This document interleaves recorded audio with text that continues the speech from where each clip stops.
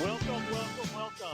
You're listening to the Ask Brien radio show on KHTS 1220 and 98.1 FM. Chris, our engineer, has the in button, and he likes to make fun of people. Not people, I should say, just likes to have fun. And he's the engineer, and his name is Patrick. And then we have today's show where we will be discussing how to solve business problems. Each week, the Ask Brien radio show, and it's AskBrien, part of the Ask Brien network and part of AskBrien.com, AskBrien.com, is a website that was established to help business people solve business problems. There are two major components that we like to talk about. We have a business community, and the business community is basically where business owners in the same industry can ask questions to other business owners. So you have the ice cream store in Montana and the ice cream store in Florida may be dealing with the same issues involving ice cream, maybe freezing the ice cream, refreezing it, what happens when it melts, the freezer broke down, those type of issues that one ice cream owner would have, where it wouldn't matter what state you're in, but they might want to find out how to solve a business issue with another person in the same business or industry.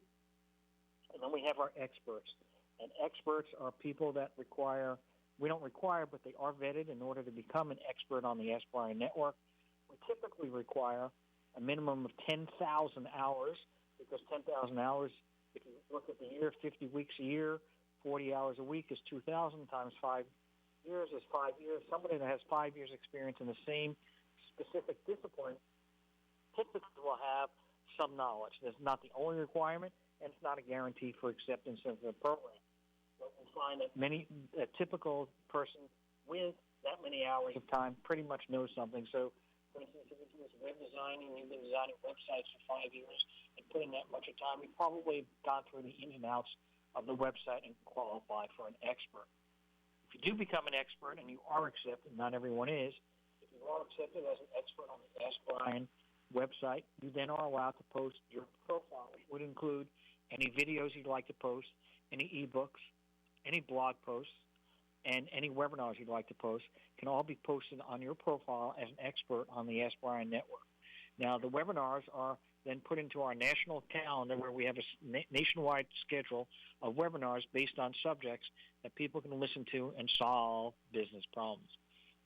Now, I like to ask our engineer, because he always likes to find out information, is very helpful. And so we're trying to find out why is Brien spelled with an E? Why is it B-R-I-E-N? What does the E stand for, Mr. Engineer? Well, it's simple, Brian. The E stands for excellence. It also stands for words such as empathy, excellence, experts. I think I said that already. Engineer, and then empathy and effort. I think I might have double-dipped on a couple, but I think I got my point across. Well, you are a double dipper, and I'm not going to go to a party with you because you have chips. I know what's going to happen. Everyone knows about that Seinfeld episode, and we don't want to be double dipping.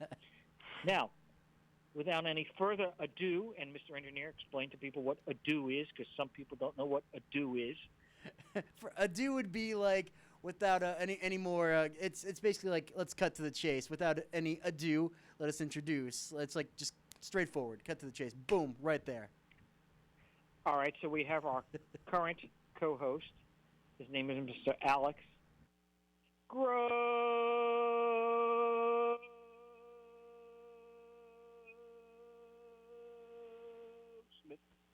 Alex, are you there? I am here, Mr. Brian Johnson. I am current. I can say that. I'm current and I'm COVID, so I'm here. Why is your name so long? I think because it's the way you do things in your life. What does that mean? We'll leave that one alone. Wouldn't touch it with a 10-foot pole. Now, we have a very, very, very unusual guest and a very, very informative guest who's going to teach a lot of information to us today. So I would tell everyone who's listened to the show, who has listened to the show in the past, that you really need to listen up. And on top of everything else, even though this is called the Ask Brien Show, and even though it's Ask Brien, guess what our guest's first name is? Alex. Do you know what his first name is? I'm going to guess that it's Brian, but I may not be too smart. Well, in this case, you are. So in this case, Excuse me, Mr. Engineer, don't you have a bell or something, anything, or an award or something? What's going on here? You Come know on, what? come on. Actually, I do have. Give me 1 sec. I actually do have a little ding Well, bell. give Alex the little smiley face on his little paper because he got the name right. Hold on, hold on, Alex. Actually, you deserve this. There we go. Hey, there we go. Winner, winner. Well, you don't know what I would have given him, but that's okay. You know, I would have had a punching bag because we're the Rocky Show, but that's okay. Next time you get that. And by the way, we're listening to KHTS 1220 and 98.1 FM, and we have our guest, Brian. Are you there? Well, howdy doody. It's a pleasure to be on the show. We're great to have you. And you know, I don't know why, but you don't have that American accent, so that's kind of odd. You know, we typically have Americans. What's going on there? I've been practicing my Irish accent. I'm really from Texas, actually, but I thought it would add a nice ring of internationalism to the show, so I thought I'd bring it too. Well, that's very interesting, especially with international things going on nowadays, and all the people that are suffering from this pandemic. Our hearts do go out to them. Brian has a very, very interesting background. So, Brian, where, I don't want to start out, when you were 5 years old and you were, playing street hockey in the streets, but I want to know, basically, on a business perspective, how did you start your business career, and what do you do for a living today? Right. Well, so this is now my fifth company. I've lived in 40-plus countries. It all started out as a 40 countries. A few places. Yeah. It's because I'm Brian with an A, though. So, it just made the difference. They got the extra 39 countries for free. If you just change the I and the A, then you call the brain. But go ahead. But no, I started out in the UK, actually. I'm Irish originally, and then went over to the UK when I was really young and started off a property development company. It went really nicely. It wasn't anything huge. We never had really more than 10 or 20 properties at any one time. And then, expanded, took a few properties over in Spain as well. And I always recommend it to kids or anybody when they're young, as long as you have other income streams. Owning property is a wonderful thing. The prices will continue to increase as long as you can continue to afford to pay whatever you pay for them. So that was great. Then started off a small company which helped folks reduce the amount of office space that they have. And if you imagine, when I started that company, this was, crikey, like 25 years ago or 20 years ago, and it was the time of Mad Men. Have you ever watched that great TV series of New York from Madison Square, and they talk about the media folks, and they're in these huge offices, and there's one guy, and he's got 2,000 square feet, and that's kind of how it was at the time. So we would go in and we would advise companies on how do they reduce space, how do they do teleworking, how do they do hot desking. A lot of terms are executive suites or those things, and a lot of terms that are very standard today. But back in those days, it was quite thought-provoking and forward-thinking. And then we got snaffled up by Regis, a big office provider over there. Worked with them for years, opened up a number of new countries, and then launched another company over in the United States, which was a marketplace where folks were able to meet each other, which got bought out by my partner. And then that kind of brought me to about 5 years ago when I arrived over here in Santa Monica. And what are you currently doing in Santa Monica besides, trying to go to the beach now that it's open, but not being able to do anything at the beach except for swim, run, and walk?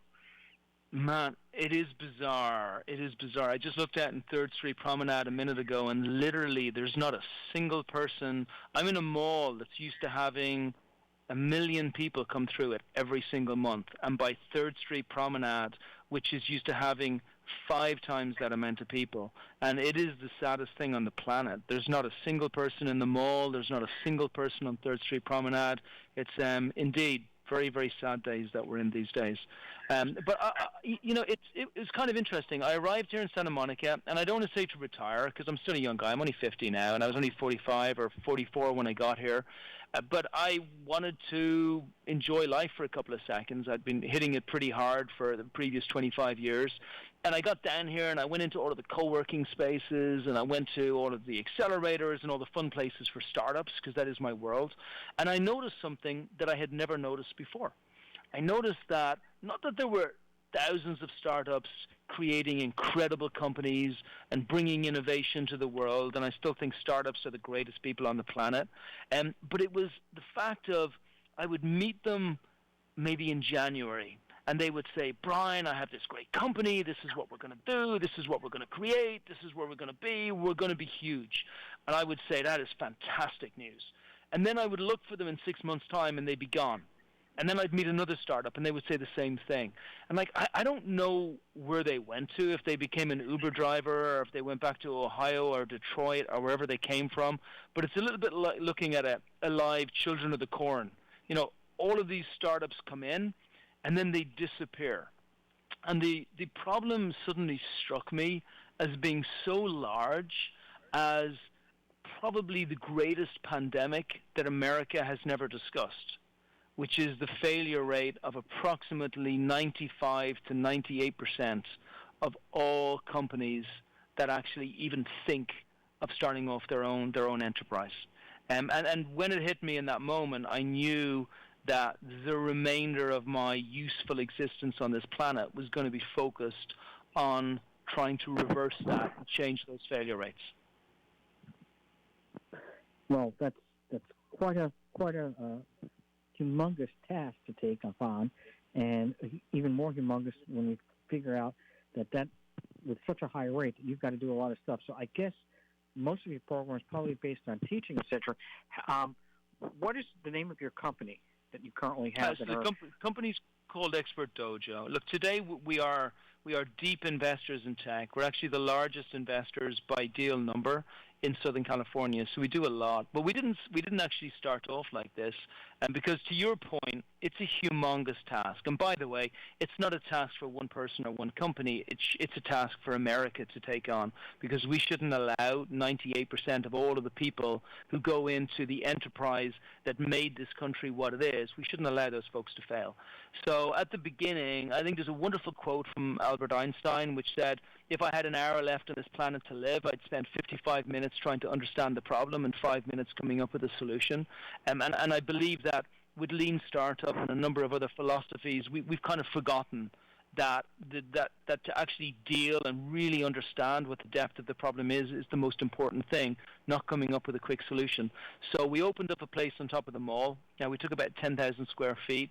We opened it up to startups. We did not have a product, nor a company, nor any money we could charge, or even a billing service where we could take anything from people. We just said we want entrepreneurs to work from here, and we want to study you, and we want to understand what happens during your life cycle of setting up your company. And we did that for around a year.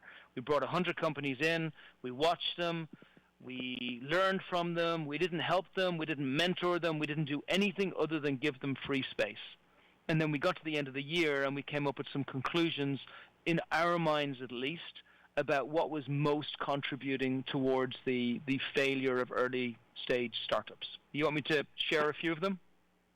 Love to hear them.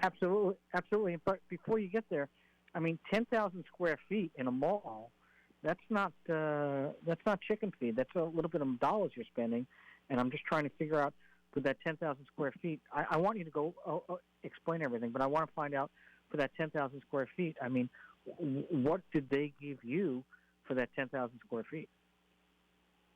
With the people that we had in here? Yes. Or the mall? Oh, the people we had in. So look, the entrepreneurs who came in, they gave us nothing, but they gave us their information. Like I think we did the greatest market research on entrepreneurs that's been done in the last forever, right? Because we got to study people, and we got to study people without the distraction of having to provide a service. So we would say to people, look, if you go to a co-working space, you're going to spend $500 a month. We're going to charge you nothing to be in the space here. But we want you to share with us what's happening. I want to know. I want to know if you're raising money. I want to know what's happening with your marketing. I want to know what's happening with your brand. I want you to share with our developers what you're doing with your development. We want to understand what you're building with your user experience, like what human-centric design means to you. Are you working based on agile working principles or lean startup principles, or are you trying to build something which is deeper and stronger? Like the information that we got was so insanely valuable because we were focused only on the information. And as I said, I had done well before then. Plus, malls weren't exactly thriving 5 years ago, so I was able to negotiate a very good deal here. And the mall that we moved into in Santa Monica, which is Macerich, were extremely gracious when we moved in as well. So really all of the moons aligned for us to be able to do this. Wow, amazing. Continue on if you don't remember where we left off. I can help you, but I got you. No. It was the learns, right? So it was a whole year of trying to find these things out. So here was the first thing that we saw.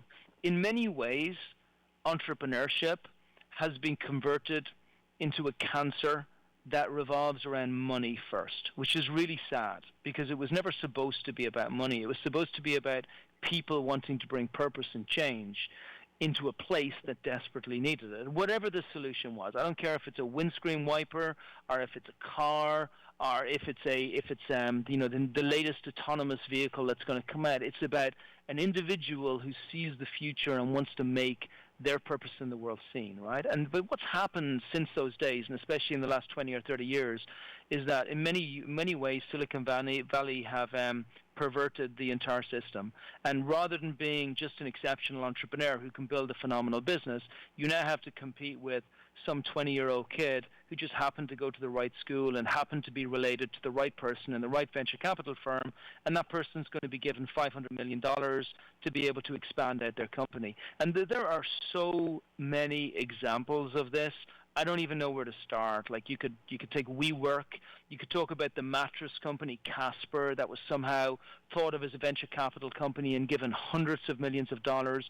You could talk about the pizza company that was given hundreds of millions of dollars. You could talk about the property company, and I'm just on purpose not using these people's names, but they're all funded by one in particular of the venture capital firms, and they were given so much money that making money, providing a company that provided a return to shareholders became the least important thing. And the problem that we saw here was with these early stage entrepreneurs, this mindset, this perverted mindset had been transferred into them, whereby literally the first thing they would say to us is, "Hey Brian, you know anybody who can provide investment? Like, you don't even know me. You don't even know me. You haven't even built your company. You haven't got a product fit. You wouldn't ask your mom for money because you don't want her to lose it, but you're perfectly okay going to some random stranger and having them lose their money." So that's a huge, huge, huge problem that we're facing today. Problem number 2, brand. We are the greatest brand nation on the planet. Full stop, no additional conversation. We always have been. We're a nation of storytellers, and when we bring a product out, I don't care if it's dog poo. It would be a $15 dog poo wrapped in beautiful ribbons with songs coming out of the side of it where everybody is like bringing French names to it, and it's getting sold out because that's what we're awesome at doing. But what started to happen is ever since Lean Startup came out as a philosophy, which if people don't know Lean Startup, it was meant in a very nice way. It was about trying to get product to market simply and easily so that a customer can test it out. But what happened was it was misinterpreted to people believing that inferior product is okay to release on the American public. And this is why we are now continually seeing products that break, don't work, go out of circulation, or we suddenly find that with the latest update with our Apple phone, suddenly it's not working. And it's okay. They even have nice terms for it right now, which is that manufacturers will plan for light bulbs and other items like this to actually become obscure within a certain time period. Unbelievable. So brand, we are beginning to forget, and I'm being very kind in my definition here, but we're beginning to forget how to do the one thing that makes us absolutely unique and special in the world. Number 3, and I don't want to speak like an old guy here, but we've forgotten work ethic. So if we go back 20, 30, 40 years, folks who built things understood that you start at 3, 4, 5 in the morning, and if you can't get enough done, then you start at 2 in the morning. And if you don't get it finished late in the evening, you don't worry about going to Cancun, you don't worry about getting $1 billion business, you build a great business with solid foundational structure underneath it. And we have forgotten that. And not only have we forgotten that, our schools don't teach this. Our schools don't teach our kids how to become amazing entrepreneurs. The only thing we do is we teach them a bunch of stuff that they're never going to use when they leave school, and then we bring them to university, and we bring them through maybe an MBA course where we give them some case studies about how Bill Gates and Steve Jobs became really great. So that solid foundation within the business has now been forgotten, and that training and that education is sorely required. You don't expect a surgeon to go in and do a surgery without any knowledge, so why should an entrepreneur be any different? It's exactly the same. You know, and I could go on about smaller things, but they were really the big three main things. And so we said, okay, fine, let's build some training around this, and let's get some education, and I'll do some investments into it myself. And then my partner came in, and he said he'll do some investments. And then we thought, okay, look, if we really believe that the Silicon Valley model is broken, that just betting on 20 companies in the hope that one company will make it through and screw the other 19, if we truly believe that that's not quite right, well, let's put our money where our mouth is and let's start investing in early-stage companies. And that's exactly what we've done. And we've invested in 60 companies over the last year and a half, maybe almost 2 years. Since COVID has come on, we've doubled down on our investment. We're investing $100,000 checks into the earliest stage companies, and our intention is to invest up to 200 companies within the next 2.5 years and bring it on. I have a couple questions, but I want Alex to he's got a couple of questions he wanted to ask, and then I want you to explain to us what you get for the $100,000, but then I want Alex to ask a couple questions. So actually, Peter, we actually have to go to our first break coming up right now. What? Yes, sir. What? All right. KHTS 1220, 98.1 FM. Take a break. We'll be right back.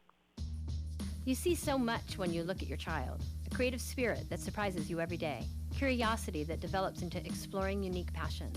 A little leader growing every day to discover who they are, what they love, and how they can make their mark on the world. At SCVI, we see those same amazing things. Our tuition-free K-12 charter school gives your child boundless opportunities to think critically and imagine freely, with a customized learning program built around each individual student. As iLead's founding school, SCVI combines an immersive approach to traditional subject learning with extracurricular activities including STEAM, robotics, theater, music, and sports. SCVI has the only international baccalaureate program in Santa Clarita, with a 10-year proven track record of graduates excelling at top universities. And we're in your backyard, just off the 5 freeway in West Santa Clarita Valley in Castaic. For enrollment information or to learn more about our program, including homeschool options, visit iLeadSantaClarita.org. iLead Schools, free to think, inspired to lead. At the Burrito Factory, their motto has always been to serve quality food with fast, friendly service. But did I mention the taste? When it comes to authentic taste and huge mouth-watering burritos, the Burrito Factory is second to none. Whether it's lunch, dinner, or a catered event, Burrito Factory has the taste of Mexico to satisfy your craving. Burrito Factory on Soledad Canyon Road next to Chi-Chi's Pizza in Canyon Country. Stop in or call ahead, 288-0222. If you have a business problem, if someone doesn't honor their agreement and you need an aggressive attorney with over 27 years experience, the Law Office of Peter Bronstein has helped partners resolve disputes, franchisees resolve disputes, and other business owners who have a challenge. Let the Law Office of Peter Bronstein take your stress away. Visit lacorporateattorney.com. Don't wait too long and lose your rights. Solve your business challenge problem today. Visit lacorporateattorney.com. Consumers Furniture is back open for your business. The safety of our community and our staff, above all, is most important to us. We will provide a safe and clean environment for you to find the perfect piece of furniture for your home. To help you with your purchase, we are offering 25% off your entire order or 24 months same as cash financing. And for our awesome essential workers, we will deliver locally your furniture free of charge. Consumers Furniture is located in the Centerpoint Shopping Center, below Sam's Club and Walmart. Hometown, your hometown station.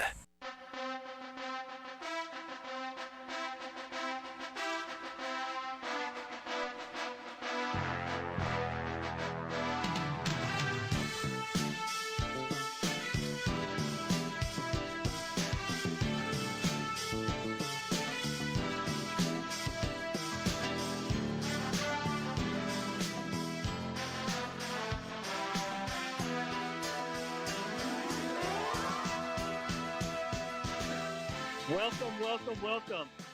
You're listening to the Ask Brien radio show on KHTS 1220 and 98.1 FM. Normally we have these long introductions, but we have so much information to go over, and we want to make sure we get as much. So we have our co-host, Alex Grossman, and our special guest, Brian Mac Mahon. And so, Brian, before we took a break and before Alex gets back into things, what kind of companies are you looking for, and how does somebody become one of these companies that can join your program? So we have many different types of companies. I mean, number one, I just look for beasts, right? I look for beasts. You and I have a close friend, somebody who's in our cohort who I absolutely love, and he is a beast.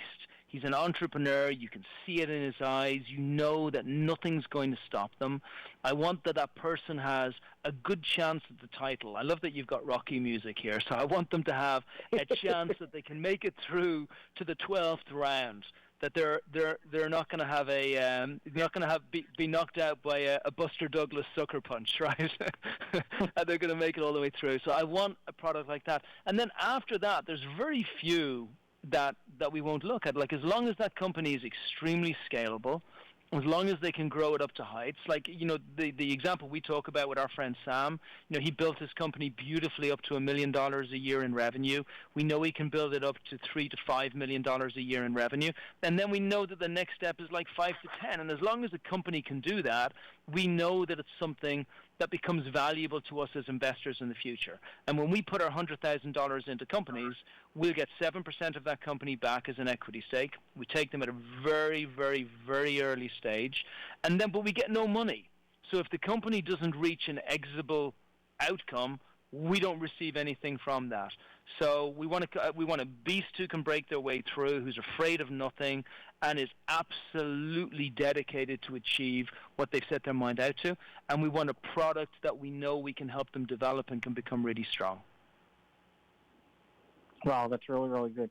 Alex had a couple of questions, so I don't want to get too far. But how does somebody apply, and where do they have to go? And then Alex is going to ask us questions. So very easy. Anybody can apply on the Expert Dojo website, which is just www.expertdojo.com. And if they want a sneaky shortcut, they can just email me and let me know they're applying, and it's just Brian with an I and an A at expertdojo.com. Or switch the A with an E. You could be our co-host. All right. And Alex, go ahead. Yeah, thank you. And thank you, Brian. I really was moved by what you said, because I think it's very true today. I think, and I do know the person you're talking about, and there is a passion there. Passion is, you know, it's passion is really what drives this and what gets people going.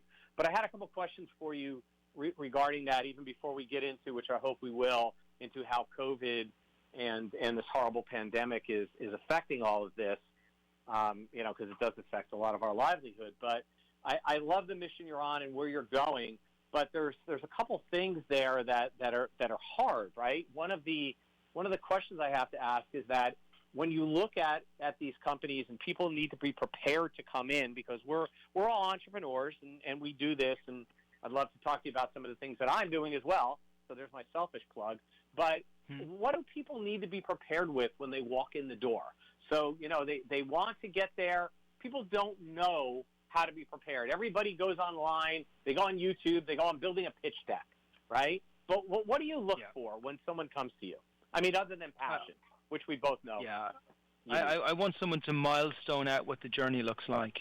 It's a little bit like marriage. You know, if we all were able to map out our marriages, like what we would do, if we just imagine we're saying, okay, I'm planning to live the next 40 years with you.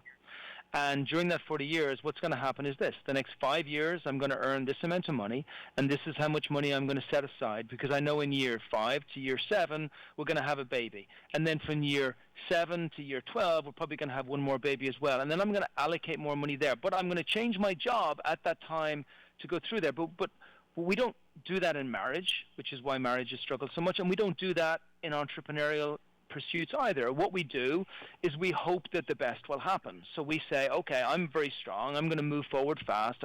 I've ticked Brian's box of I'm a beast, and I'm in the 2% that's able to withstand the difficulties of entrepreneurship that most other people can't withstand. So I've done that, and I also have a really good product that I've built here. But have I milestoned out what the journey looks like?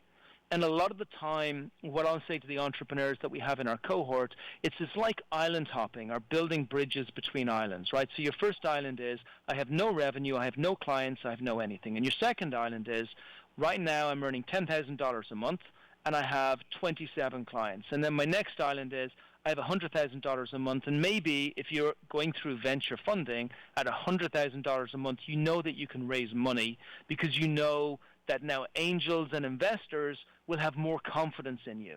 So let's say you then raise $1 million or $2 million. Now you can say, I'm island hopping to the next island. So to do this, there needs to be a fundamental understanding of what it takes to acquire customers. And this is challenging for a lot of entrepreneurs. And I'm gonna backstep for a second by saying that I believe that all of us fit into one of three characteristics. We are either hunters stroke business developers, right? That's me. That's what I do. Or we are homekeepers stroke logistical geniuses. Or, number three, we are creative, flair-driven people. So, and you can always tell by what you do first thing in the morning. So, for example, if I go to bed at night and I haven't achieved the milestones, the quantitative milestones, whether it's emails to be sent out, startups to have in our program, investors to be aligned to invest in our startups after we do our initial investment, the very first thing I will do is wake up in the morning at 4:30, 5 o'clock, and I will immediately follow through on my business development objectives that I didn't do the day before. The place could be on fire, and I will still go after my business development objectives. But a logistics person will wake up in the morning, and they will make sure that the lights are turned on, the air conditioning is at the right temperature, the taps haven't been left on, the electrics are safe. Neither of us are smarter than the other person. We are just drawn towards the area that fits us most. And then the creative person wants to make sure that when they wake up in the morning, the cushions are in the right place, the bed is made properly, the place looks awesome, the stereo has the right music. It's all about the right creative feeling. None is better than the other, but all three skills are required when you start a company. So whenever I have somebody coming through the door, I'm saying to myself, number one, do they have the ability within the team to be able to milestone the way I want them to milestone the journey forward? So if it's just a creative, they are going to struggle. They will be able to creatively put the milestones out there, but they won't be able to, from a business development perspective, action the milestones themselves.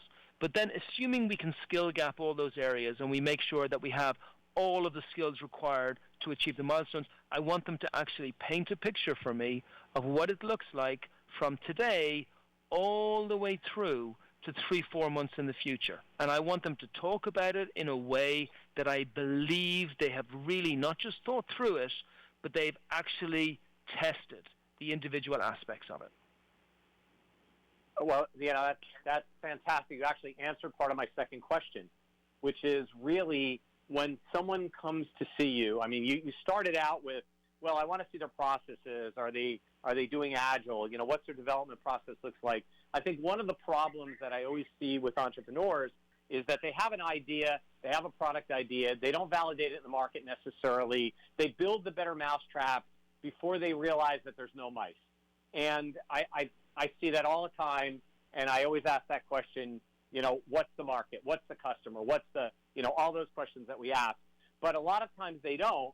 So the question I have for you is when someone comes to you, and this is what, my definition of accelerators have always been, they don't have to have the complete team around them. They have to have the idea, and they have to have a direction of where they're going. Or do you look for a stronger team that has all of the checkbox checked?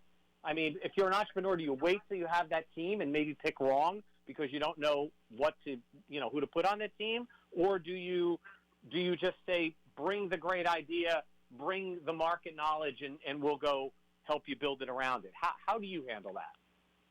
So the objective is not the investment, right? The investment is merely an excuse for execution not to take place. So, I'll give you a great example of just even me and this accelerator. I'm not the greatest entrepreneur in the world. I don't have all of the answers for everything. Sure, I've seen a lot of companies, which gives me more perspective, but I lack so many skills in so many different areas that if I was standing here today and saying, I need to create me here today, it would have been physically impossible. But that's not where I started. I started with a major, major problem, which is failure within entrepreneurship. And I started with a desire to understand that problem on a large level and then work out what is the small area that I can add value. And when you do that, and when people then buy into the fact, and I mean people around you, buy into the fact that there is a huge problem, that it is a major purpose, that it's something that they can possibly help with, what happens is people get attracted to you, especially if you're very open to that attraction. And so at the beginning, I said, look, I want great people. I don't need this to be the Expert Dojo or Brian Mac Mahon Show. I don't even think we had a name for it. Actually, we called it Pay It Forward Labs. And the idea was you pay it forward to the community and help the community.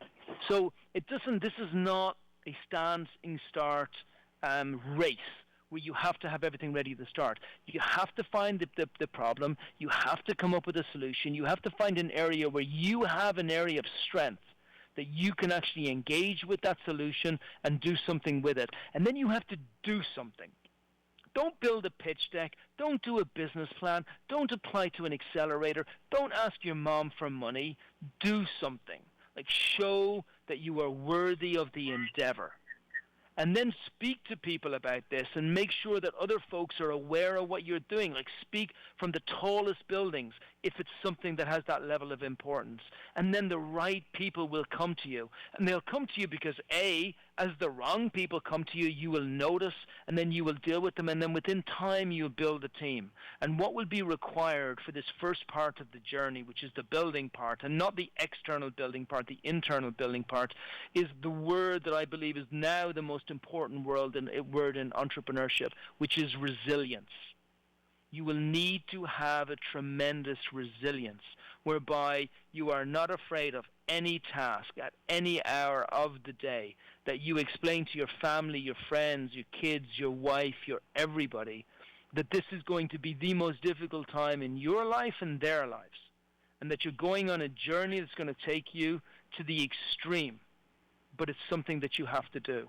And if you're honest with people and honest with yourself and you leave yourself open to the universe to bring in the right people and you work hard at it and you milestone, then you've got a chance.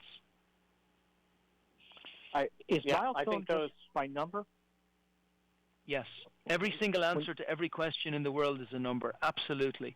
Yes, you need to know how many people you're going to call. You need to know how many people you need to research for the amount of people that you're going to call or email, to the amount of people who are going to become prospects, to the amount of people who are going to be clients every single day. And you do not want to start that at 4 o'clock in the afternoon. You want to start that at 4 o'clock in the morning. You don't start your day until you've started activating the milestones that you had set for that day. You don't have yearly plans, monthly plans, weekly plans, or even daily plans. You have hourly milestone plans. And what about, a lot of people tell me that, if you're going to start in business, you can't do it without a business plan. So touch a little bit on that, because you have an accelerator program and you're taking people in and you're investing in these businesses. Do they have to present you with a business plan, or how does that work? Business plans are good. Like, there's definitely, there would never be a time then I would say you shouldn't do a business plan. There is a challenge with business plans, though. A lot of people do them for the wrong reasons. They do them because other people tell them to do them. They do them because they believe investors will read them. And then after they've done them, they just put them into a little filing cabinet and they don't look at them again. What I'm talking about is the DNA of you.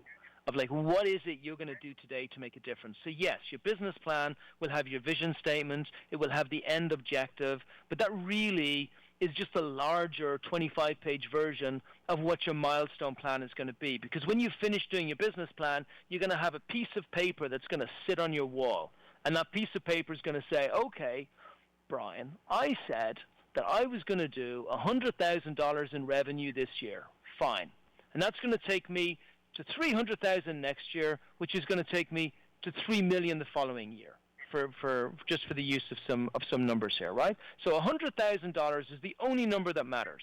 Now that's a year. So in a month, we know that breaks down to 10,000. But we also know that it's going to grow over the year. So let's say that the first month is not going to be anything because we have to build it up. And let's say the second month is going to be $5,000. And then the third month is going to be $6,000. And the fourth month is going to be $7,000. And the fifth month is going to be $8,000. Now the problem with business plans on their own is somebody will just write these numbers down into a projection, and then it sits there. And then it's not seen again for another 6 or 12 months when they look in and they go, oh, damn, I missed those projections. We need to redo those. What I'm suggesting is you take that $5,000 number in month 2, and to hell with everything else, because they don't matter anymore. The only thing that matters is that $5,000 number. So what are you going to do today to make sure that you hit that $5,000 number? Where are the people? Where are your prospects? What are you going to say to them? How are you going to try it in different ways? What's your A, B, and C test? What's your measurement of your conversion ratios? That $5,000 number has just become the only part of your business plan that matters. And if you miss it, you sure as hell better know why. You're listening to KHTS 1220 and 98.1 FM. We're going to take a break and we'll be right back.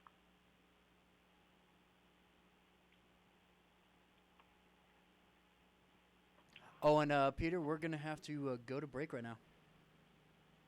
I just said that. Live life juiced up at Juice It Up Valencia. Come in and try our great tasting smoothies, protein shakes, acai, and wheatgrass for your healthy lifestyle on the go. Also, enjoy our 10 flavors of tantalizing zinc frozen yogurt and selection of healthy toppings. Juice It Up Valencia is located at the corner of Newhall Ranch Road and Copper Hill Drive in the Office Depot Plaza. Open Monday through Saturday from 7 a.m. until 9 p.m. and Sundays from 8 until 8. And remember to live life juiced up at Juice It Up Valencia. If you have a business problem, if someone doesn't honor their agreement and you need an aggressive attorney with over 27 years experience, the Law Office of Peter Bronstein has helped partners resolve disputes, franchisees resolve disputes, and other business owners who have a challenge. Let the Law Office of Peter Bronstein take your stress away. Visit lacorporateattorney.com. Don't wait too long and lose your rights. Solve your business challenge problem today. Visit lacorporateattorney.com. The month of May is National Foster Parent Appreciation Month. Become a resource to a child and their family. Celebrate by applying to become a resource parent and fostering or foster adopting siblings. Children's Bureau is now offering an online foster adoption orientation for anyone, individuals, and or couples who are interested in helping children in foster care while reunifying with their birth families or to provide legal permanency by adoption. Call 1-800-730-3933 or visit allforkids.org. That is the number 4, allforkids.org. If you're in danger of losing your home to foreclosure, you need an expert. Hi, I'm Rich Sherman with Alta Realty. I've helped hundreds of Santa Clarita residents save their homes completely for free. I've got just over 20 years experience and a loan modification success rate of over 80%. I can negotiate better terms with your bank and I can save your home from foreclosure. And again, we do this completely for free. So if you're in any danger, please call me today at 661-714-1400. That number again is 661-714-1400. I'm Rich Sherman with Alta Realty, and I'll be happy to help you save your home for free. We all know sometimes people lose their way. If you or someone you know is struggling with addiction, the Way Out Recovery SCV may have the answers you've been waiting for. The Way Out is the premier intensive outpatient treatment center serving Santa Clarita. Asking for help is the first step. Call The Way Out today, 661-296-4444. That's 296-4444 for a private free assessment. The Way Out is an accredited, affordable outpatient program that accepts most insurance. Call us at 661-296-4444 or check us out online at thewayoutrrecoveryscv.com. Quit battling with yourself. Ask The Way Out for help today. It's like no other station I've ever listened to. It's great. Your hometown station.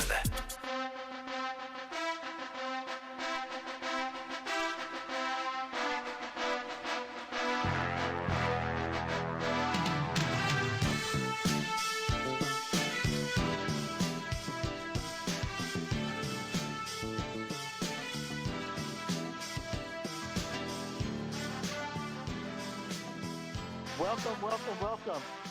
You're listening to the Ask Brien radio show at KHTS 1220 and 98.1 FM with my co-host, Alex Grossman, and our special guest, Brian Mac Mahon. We had a couple of questions in the audience earlier, and they want to know, how has the coronavirus pandemic affected your business? So coronavirus this is my fourth general recession. I know we're not in a recession yet, but things are obviously very tight for everybody out there, and we're definitely in unprecedented times. But what I do realize is that whenever things get really tough like this, there are certain segments that actually have an opportunity to be able to grow in a tremendous way. Now, our startups are extremely young. So some of our startups have got bricks and mortar type companies, which is challenging for them, but the majority are technology-based companies. Now, for those companies, my message to every single one of the startups was, if you fought hard before, now you got to fight like you've never fought in your life. And it's not because things are bad, it's actually the opposite. Because if you imagine the challenge that I gave at the beginning of the show, most of our startups come out of the gate with $100,000, maybe a little bit more money, and they're competing with other companies in their same space that have $50, $100 million. Like, it's so unfair trying to compete against an Amazon. Like, I don't even know where to start. However, in times of COVID, what happens is this. All of these large venture-backed companies get told by their venture capitalists that they need to fire 30% of their staff, get rid of all of their marketing, hide and drink their milk, and don't do anything. So actually, this is the greatest time ever to grow a company, because everybody you're competing against is hiding in the corner. All of the folks that were buying the Facebook ads that were suddenly so expensive, that were actually going to all of the events, that were being seen everywhere, they're not there anymore. There's a white space. And I'll add one other point in, because it's also massive. We know where absolutely everybody is today. They're all at home. There's nobody traveling. There's nobody on a plane. There's nobody at a conference. There's nobody doing anything. Everybody is accessible. Every personality is accessible, and they're bored. Every band member, every influencer, every partner, every client, they're all accessible. So yes, we should be wary. Yes, we should feel really sorry for folks who've got really difficult companies, but we should take advantage of this like never imagined. And what can they do to take advantage? You outreach. Whatever targets you had before, multiply it by 5. Whoever people you were afraid to outreach to before, multiply them by 10. The folks that you thought would never take your deal, they will take your deal today. And this, it applies to a huge variety of business. I mean, you talk about ice cream people and other folks out there as well. Yeah, you may not be able to bring your ice cream van out to the front, but do you think there's no strategic agreements or partnerships that you can build while you're at home? So what are you going to do?